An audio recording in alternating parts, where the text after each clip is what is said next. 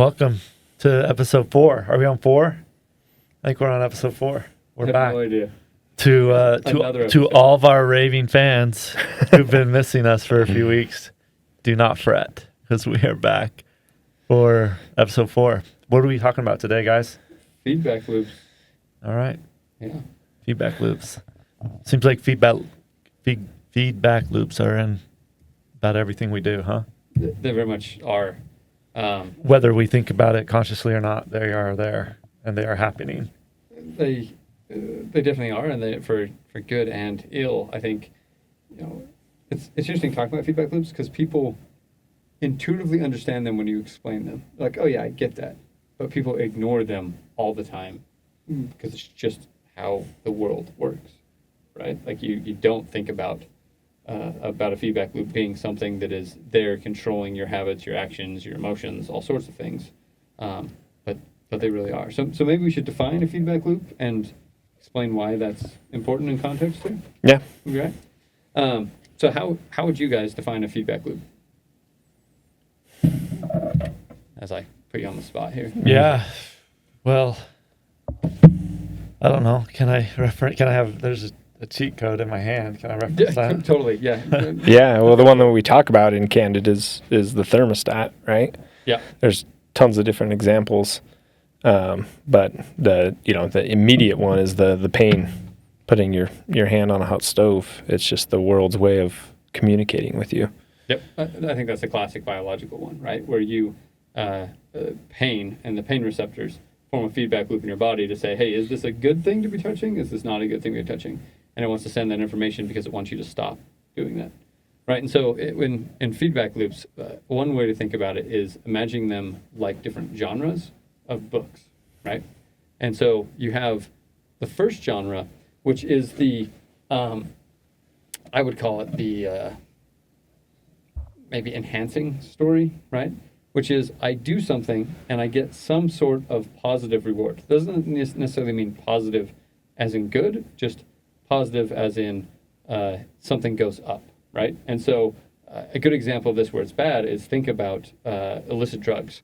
I take some sort of thing and it gives me a giant dopamine hit, right? That's actually probably not good for me, but it sure feels good, right? And it's positive. My body wants more of that. And so the first thing I'm doing is I seek out how to get more of that thing, right? That's that enhancing type of feedback loop, right?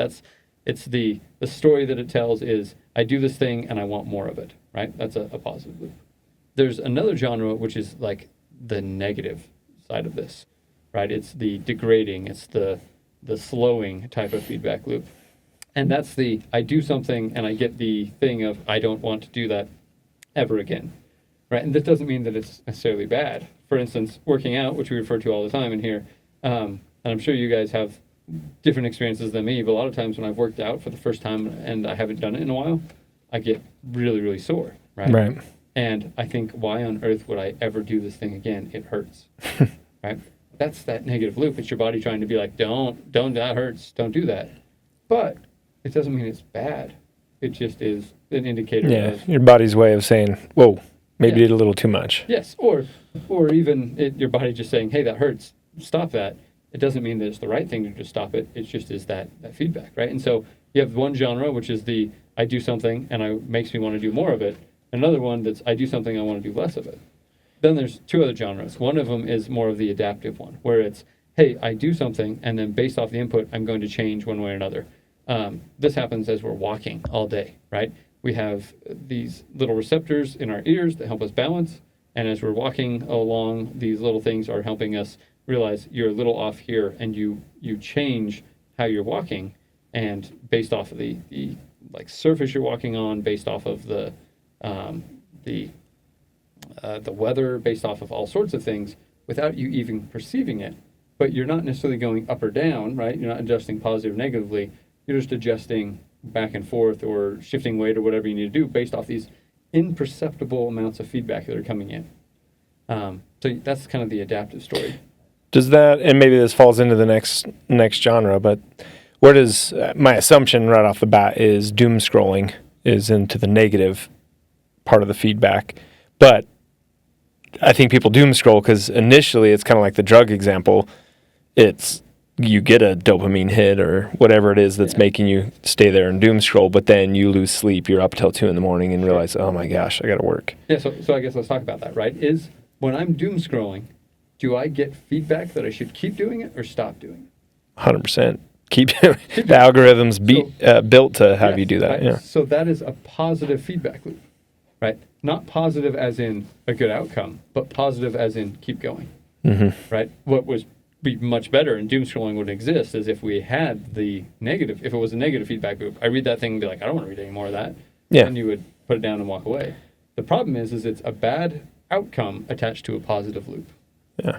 Right. And the same thing happens with the workout example. It's a negative outcome. I get slow and fat attached to a negative loop, right? What I want is a positive outcome of, hey, I have this negative thing, but I'm going to push through, and then I get the positive thing. And so you want as much as possible to align positive loops with positive things. That's not always the case, and negative loops with negative things, right? But oftentimes life works incredibly different than that. And it's probably a little later. We can talk about it now, though, since we brought it up, is the tuning, right, that happens of the feedback loops where Instagram has gotten let's just throw them out there, because that's the experience that I have, is they say, okay, hey, yeah, we get it. This is a positive feedback loop, maybe attached to some negative things or negative outcomes. So we're going to give you the ability to give yourself a time limit. I've turned that on for mine. So I'm max 15 minutes a day. Of course, can I just punch in a code and do that? In fact, one of our employees, Ben, he has the Brick app, or the Brick. It's a NFC thing, and it literally locks his phone. So if he doesn't have that with him, and the other thing too is that he's only allowed 5 unlocks a day. So you don't put in a passcode or Face ID to get past your own thing. Yeah, you've preemptively set, I've only got this much. So again, that's probably a big feedback loop that's right there. Totally. And it actually is a great example of feedback loops within feedback loops. So Instagram, for example, very on purpose, the social media sites have built in these positive feedback loops that will make you want to do more, right? And when we get to the actual feedback loop, the steps of it, we can go through each of them. But they do this thing where you're investing into doing this, and by investing and then giving you feedback on how you did, like I created a profile picture based off that profile picture. Hey, now you can see these other people. It makes you invest in this system. It actually just creates this dramatic positive feedback loop once you do more and more and more. I totally remember the first time I was on Facebook, I was there for 5 hours, right? Now, yes, we're old and other people are on different things, but that same loop is existing. The problem is that loop exists in a broader societal context where people start saying, hey, that feedback loop actually is not great. And so Instagram, for example, they've got this little loop that's running that's generating all of this revenue, but this broader societal thing saying, hey, wait a minute, maybe it's not a good idea for us to spend hours and hours on Instagram.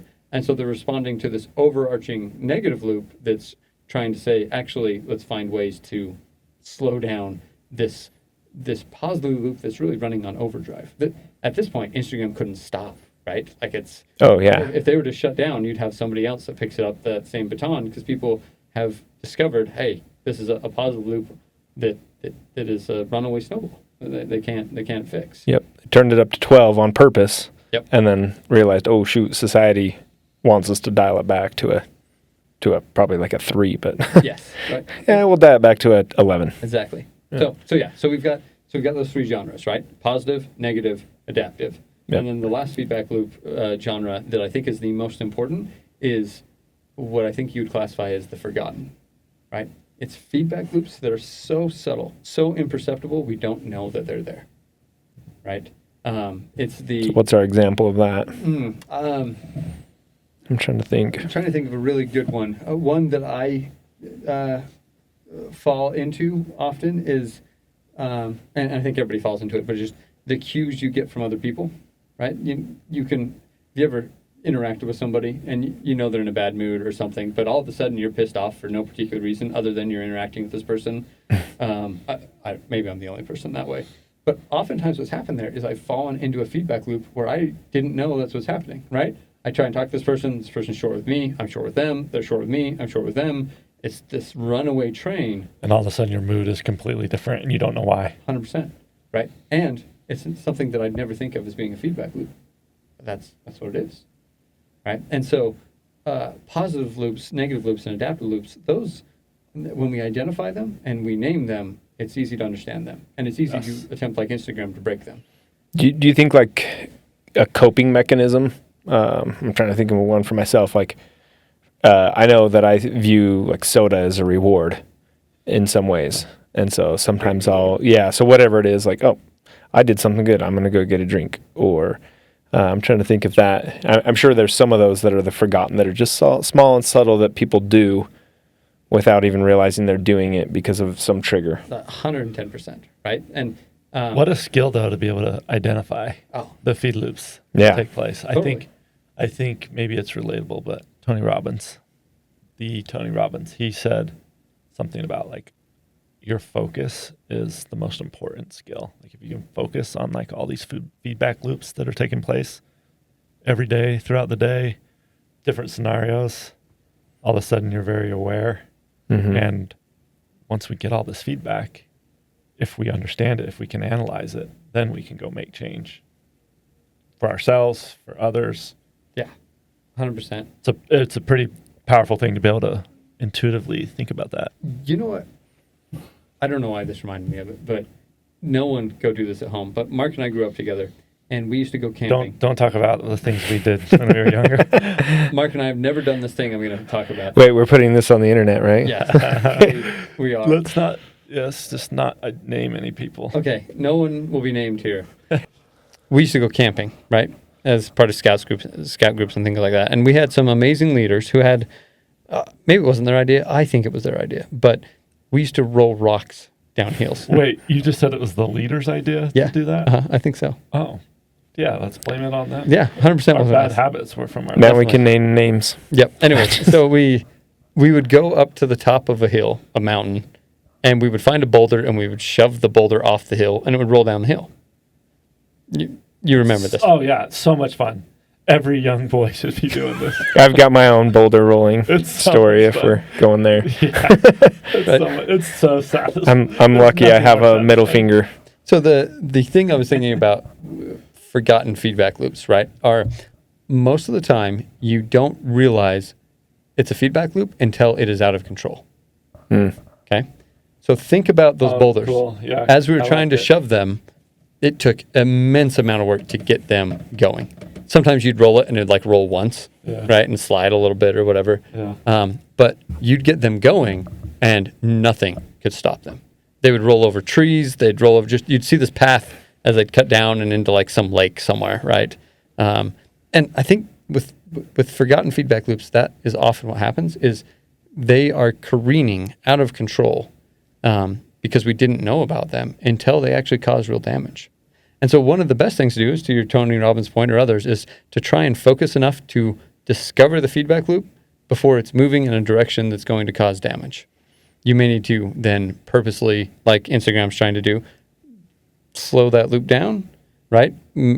Apply a negative loop on top of the positive loop or whatever it is.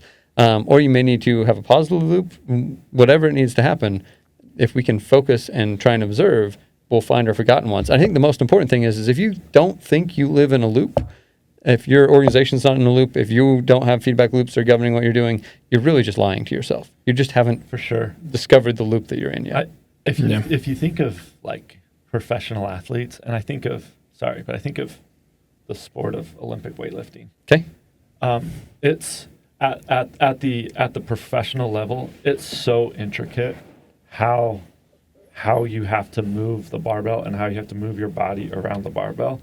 And if you're not so aware of that feedback loop every single rep, and if you're not analyzing that and videoing it and reviewing that feedback loop or that movement, that lift, if you're skipping that part of the feedback loop, there's no way you're going to get to any better. There's no way you're going to improve. So that's probably a really good example of an adaptive loop, right? And what you want is you don't want a positive loop, you don't want a negative loop, and you don't want a forgotten loop. You want an adaptive one that adapts to the circumstances that it's placed under to achieve some goal, right? A positive one's always going to say more, more, more. A negative one's always going to say less, less, less.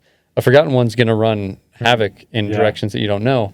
An adaptive one's going to say, I'm going to adjust based off of a goal, based off of an outcome.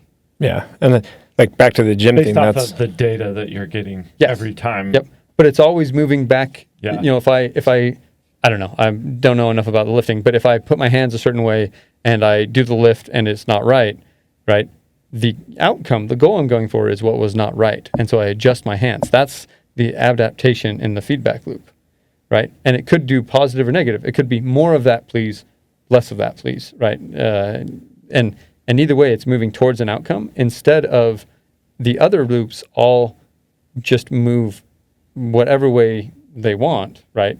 Positive will always say more, negative will always say less, and forgotten will always move in whatever heck direction it wants because it has momentum, and once it has momentum, it's hard to stop.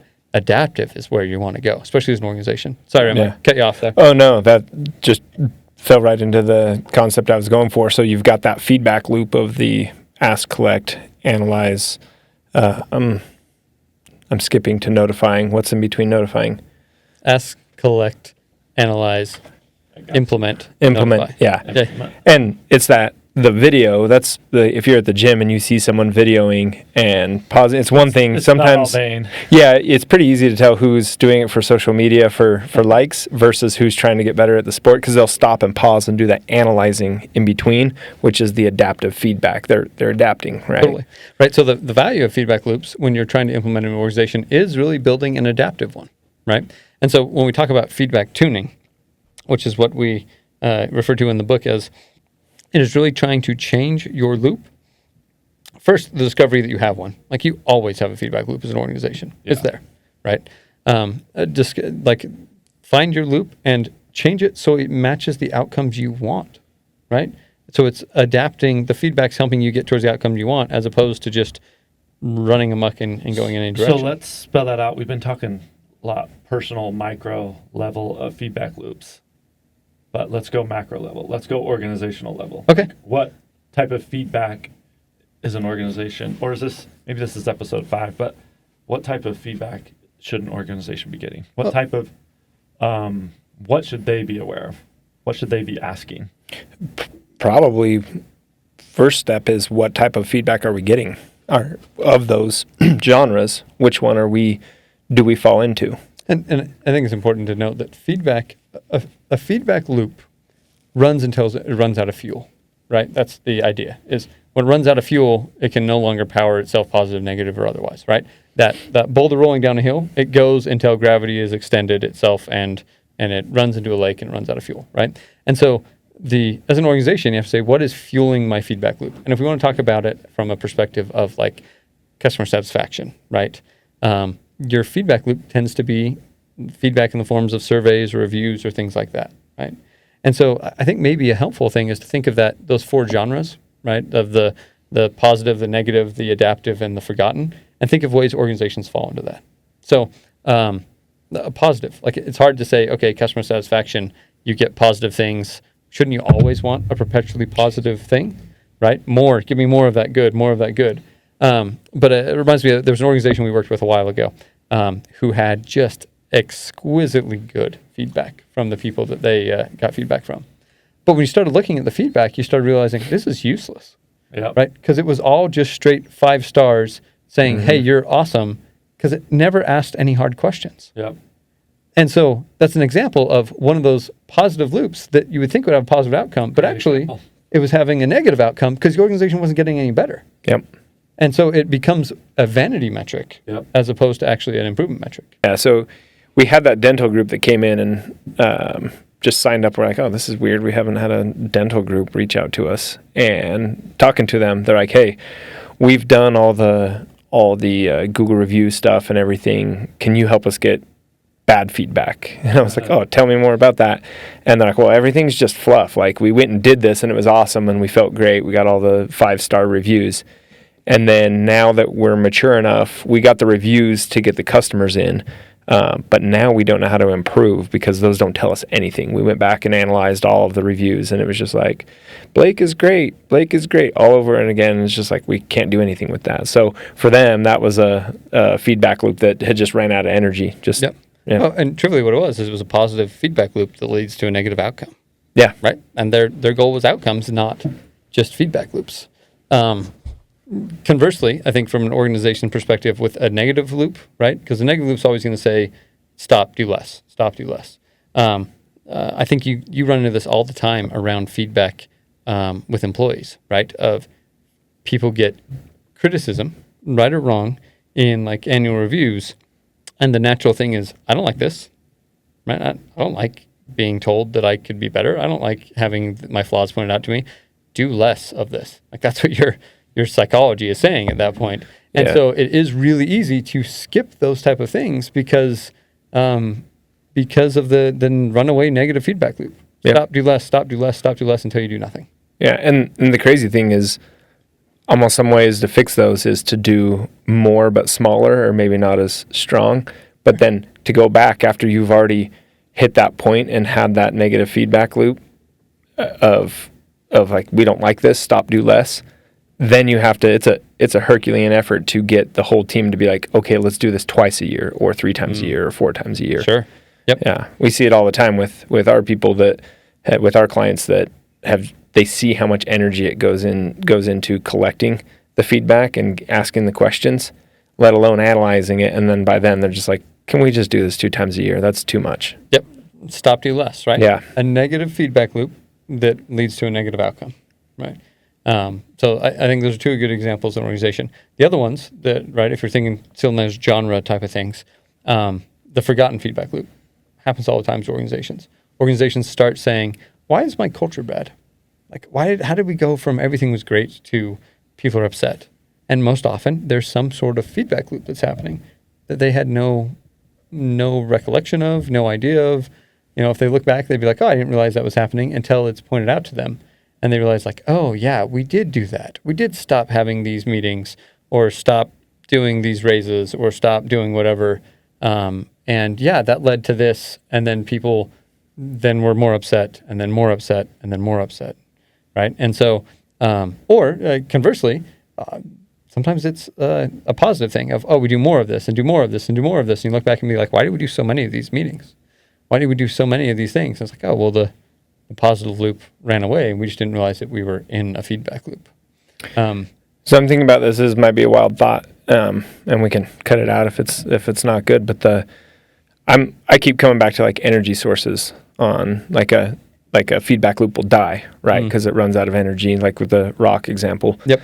And then the forgotten ones just go. So is that a perpetual energy source? And is this a systems and processes thing? Is this an energy source thing? Like, what if I'm an organization? I say I want to do feedback best. Good question. So it's less that the forgotten ones are a perpetual energy machine, right? Same thing's true in physics as in life. You need fuel to fuel things.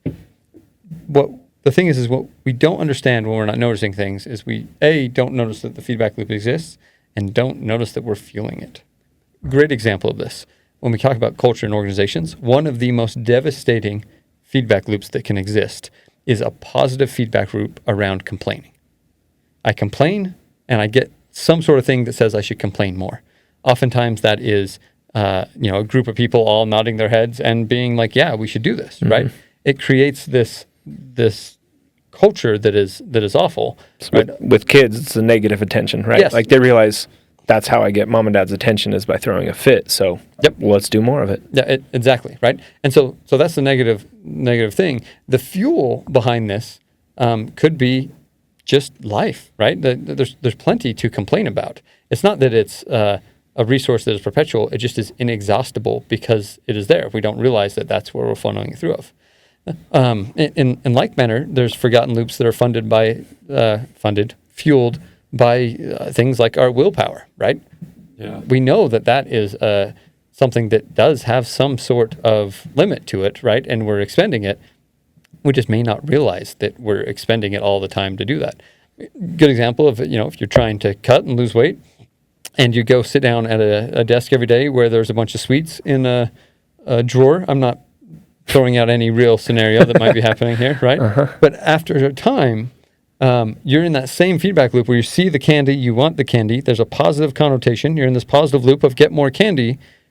The fuel to keep you from doing that is your willpower, right? And at some point that's expended and you're going to give in. anyways, and so there's what you're saying is we should put that candy in not a clear tote for starters. Yes, or just, get rid of it. I don't know. But I'm working on getting rid of it. Yeah, so am I. That's the problem.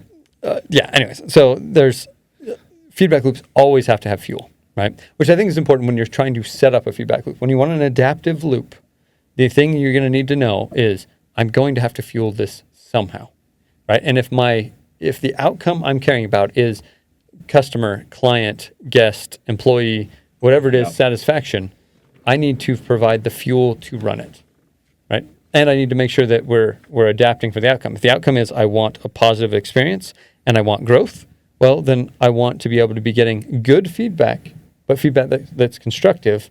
And the fuel that I put into it is the effort I put into things like surveying, like interviews, like one-on-ones, like all those type of things. But that's the fuel for it. And so where adaptive things die is the same place as other stuff die, is that we set up this adaptive process and then we forget to fuel and provide the fuel that it needs. So regardless, it takes energy is what I'm hearing. It's like, otherwise it just automatically becomes a forgotten feedback loop. And forgotten ones run out of fuel just as well. It's just we don't notice them because they're forgotten. Yeah. All of a sudden things are getting better and we don't know why, or things are getting worse and we don't know why. It's because one of the, ones that was leading to a positive outcome and one that was leading to a negative outcome, both ran out of fuel and we just didn't know. Right. But that also, the downside of those are, well, if I know, I can starve the negative ones and feed the positive ones. It's so hard to talk about positive, negative feedback loops. It's like opposites. Yes. Yeah. Sometimes positive feedback loops are legitimately lead to positive outcomes, and you want to do as many of those as you can get. But anyways, and that's the sweet spot. If you can hit a positive feedback loop that has positive outcomes, that means it's easier to do it every day. I think a good example of that is the idea of a runner's high, right? And apply the runner's high to any type of hard thing you're doing. When you've hit the point that doing the thing makes you want to do it again, and that thing in just as part of what it is leads to a good outcome, that's awesome. Because you've hit this threshold now where it becomes a positive feedback loop and it keeps running. And I think anybody that's had the runner's high or gotten to that point or done any of those things where at that point, the most of the time where you get disrupted isn't you just wake up one day and say, nah, I'm good here. It's you have something that causes you to break that feedback loop and have it run out of energy. You go on vacation, you get sick, you do whatever, and then it becomes hard to get back into that place where you had that positive. Yeah. I think I've seen that happen with our clients and inside of the Pulse platform is we have clients that use our open text analysis, and one of our metrics that gets automatically tracked is sentiment analysis and your top emotion.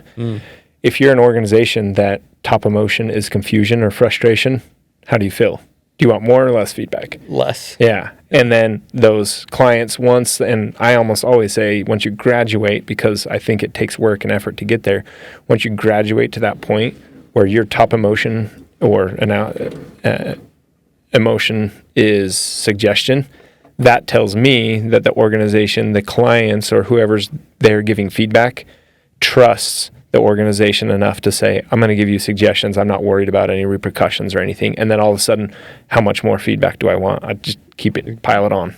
Your statement is really interesting because it does point out that you can have competing feedback loops at the same time. Yeah. Right. Yeah. And so I have a feedback loop where I want to feel good about myself, and anything that makes me feel good about myself, I like, and I'm going, perpetually do this. And so I look at that content, and when it says, people are confused or angry or whatever it is, I don't like that. That's triggering a negative feedback loop potentially, right? Or it's robbing me of that fuel. Mm-hmm. At the same time, I might have another feedback loop that is my desire to improve feedback loop, right? And it is trying to say, hey, no, I need this constructive criticism. It's the fuel to drive this, right? Of, hey, you give me this constructive criticism, I do something to make it better, I get a positive thing, we do this again. But those can be conflicting, and it's really easy to let one win out, especially because feedback loops thrive off of easy wins, right? And so when whatever the easiest path is probably going to get there, you really got to really focus on building this adaptive loop that allows you to do stuff. So kind of long-winded way, but we talked a little bit about that those 5 steps in a feedback loop. And you mentioned about how to apply it for an organization. I think it'd be helpful to kind of talk through it. So the first step of any feedback loop is acting, right? Doing something. Yeah. Pick your poison. It doesn't matter. No feedback loop works without some form of action, something happening, right? Touching the stove, walking, starting to run, shoving a boulder, right? Like all of those require acting, right? As I forget the feedback loop, act. Drawing a blank here. Ask, collect, analyze. Ask, collect, analyze. Implement. Yep. So ask, collect, analyze, implement, notify, right? So you act, you do something. Then the feedback loop gets started, actually gets in a loop where we ask. We try to figure out what that action caused, good, bad, or whatever, right? So we're asking for feedback. In the client satisfaction space, that would be literally asking for feedback. Hey, how did this go, right? We ask. Then we collect it, right? That would be the nerves telling me what's happening when I touch the stove, right? It traveling back up, or me gathering the survey responses, or whatever is happening, right? So we ask, we collect, we analyze, we look at it and say, is this good? Is this bad? Not necessarily good or bad outcome-wise, but is it a positive or negative thing that's fueling whatever feedback loop we're looking for here? Hopefully it aligns and we're trying to adapt, and so it actually is good in the sense of it's improving our organization, right? Then we implement, we make a change. The implementation is where it changes from a positive, a negative, or a forgotten to an adaptive, right? Because we're moving towards a target that we want, not being a victim of our circumstance. And then we notify. We tell whatever group that we're working with, whether it's our body, whether it is our fingers on the stove, whether that is the people that we're surveying, the outcomes of what we're doing, and then we ask again. And it just is this perpetual cycle that as long as we're feeding it the fuel it needs to run, will help us stay on track for wherever we want to go, or will lead us wildly off course if we don't spend the time and energy we need to be involved with it. Yep. And that works out perfect that the notify is the last step in there. That's actually the next thing that we'll talk about in the next podcast is closing the feedback loop effectively. So, yeah. Thanks for listening, watching, whatever you're doing. And if there's anyone out there listening, we appreciate it. Just remember to apply the positive feedback loop of listening to the next one. Yeah, and if you're like me, you're probably going to have to listen like 5 times to figure out what positive, negative. Yeah. It is a bit confusing. I will give you that. Yeah, I like the it could always be competing. It can be both. Yep, definitely.